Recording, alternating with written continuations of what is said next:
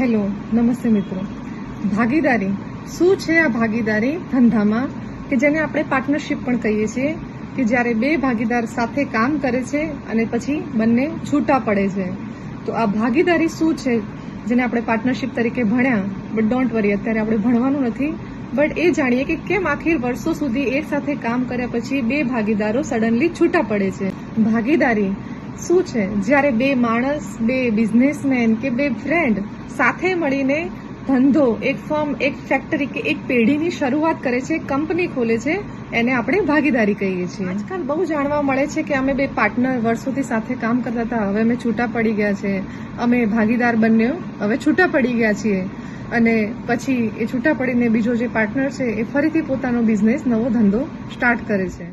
Per day 500 company અને ગુજરાતમાં per day 7 થી 8 કંપનીઓ રોજ ખુલે છે, એટલે કે નવા ધંધાની શરૂઆત કરે છે, અને નાના મોટા પાયે આવા કેટલાય સ્ટાર્ટઅપ શરૂ થાય છે.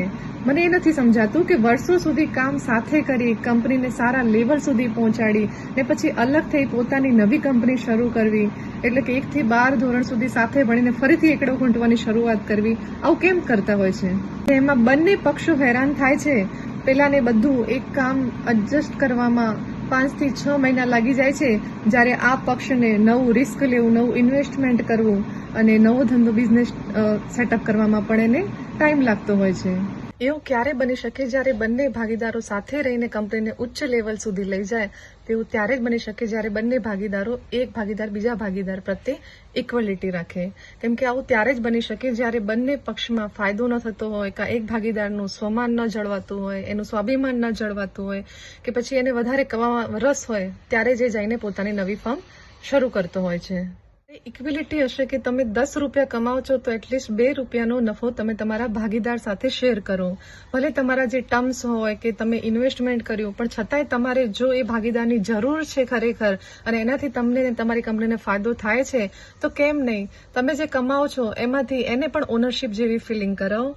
તમે ઓડી લો છો તો એને મારુતિ ફીલ કરાવો. ઇન શોર્ટ, તમારા હિસ્સામાંથી એકાદ ભાગ એમની સાથે જરૂર શેર કરો, એમને પણ સ્પેશિયલ ફીલ કરાવો. અત્યારે તમે બંને કામ કરીને એક સાથે 50 કરોડ કમાવો છો, તો બંને ભેગા થઈને એને 50 થી 100 કરોડ સુધી કેવી રીતે લઈ જવા, એના માટે તમે પોતાના રિલેશનશિપ વધારો. રિલેશનશિપ ના વધારવાના બદલે જો મનભેદ અને મતભેદ રાખ્યા, તો એ 50 કરોડમાંથી 100 ના બદલે એ 50 થી ની બી શરૂઆત 0 થી થશે. કંપનીનું ટર્નઓવર જ્યાં છે ત્યાં જ રહેશે. એમ તો બધાના ધંધાનો એક જ હોય છે, પ્રોફિટ, નફો. તો તમારે એટલું જ કહેવું છે કે તમે એકલા ધંધા કમાવાની લાલચ રાખ્યા વગર બધાને સાથે રાખીને આગળ વધવું, અને તમારા જરૂરના સાથીને કેમ સાથે ટકાવી રાખવો એ હવે તમારે નક્કી કરવાનું છે.